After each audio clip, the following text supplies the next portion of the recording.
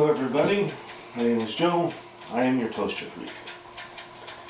So today I have two special toasters here. This one was made in 1926. I featured it in other videos before.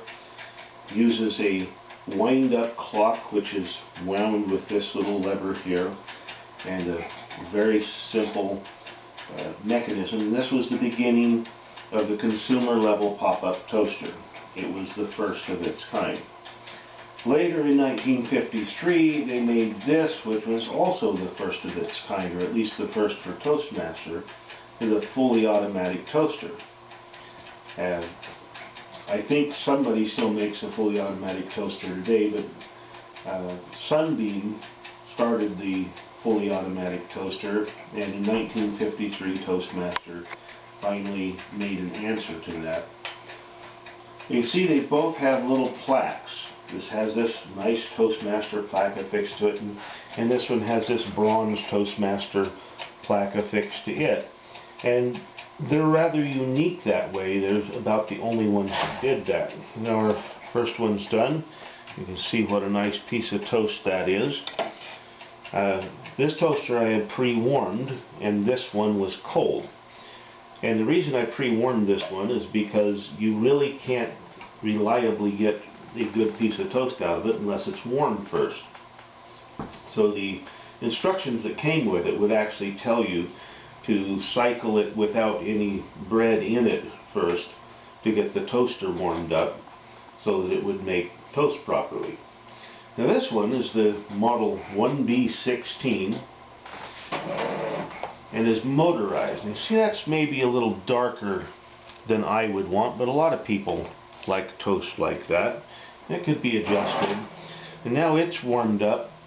It won't change how dark the toast is, but it will change how long it takes to put a pair of slices out. Now this particular model has a distinctive profile with these curved Bakelite pieces on the ends, which don't serve any real purpose. I mean, technically speaking, they're handles, but you really don't have to handle a toaster much. If you did want to handle a toaster, it's a really excellent handle because it'll protect you from the heat of the toaster. They get quite warm when they're in operation, these metal toasters. Now this one had previously been handled by an idiot, and you can see how this top is buckled a little bit. And on this side there's a little bit of a ding here, which, that just accidentally happens. This buckling of the side, however, was somebody thinking they were going to take it apart or something, and they pried this up. Or at least I can't imagine any other way to do it. Any other reason for that to be. Now, you can see two wonderful pieces of toast again, and in not much time. Now, the other function that these serve, as near as I can tell, is they catch crumbs down in this crevice that are difficult to clean out. But that's kind of the breaks in toasters. You just end up with crumbs everywhere. It's just the way that it goes. Now this also, in their keeping everything clean design, and probably directly inspired by the Sunbeam, they didn't want any extra controls on it. And so you don't need a lever to push it down. They got rid of that. You still need to adjust the darkness, which you do with this knob, which has a darker sign on this side of it and a lighter sign on this side. Whichever side is closest to up is the direction that you're adjusting it.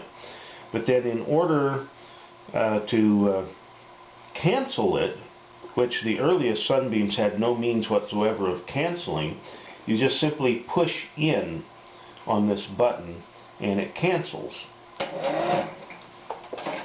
which I could have done, but there you can see what these are like. Now, just to show you the cancellation, I'll put those back in there. It starts cooking away.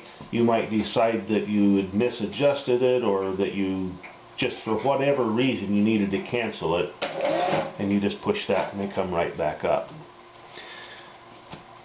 So this is the Toastmaster 1B16 Super-Automatic, made in 1953.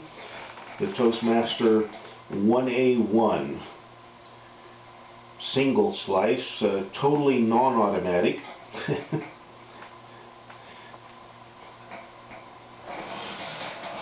And that's the whole thing.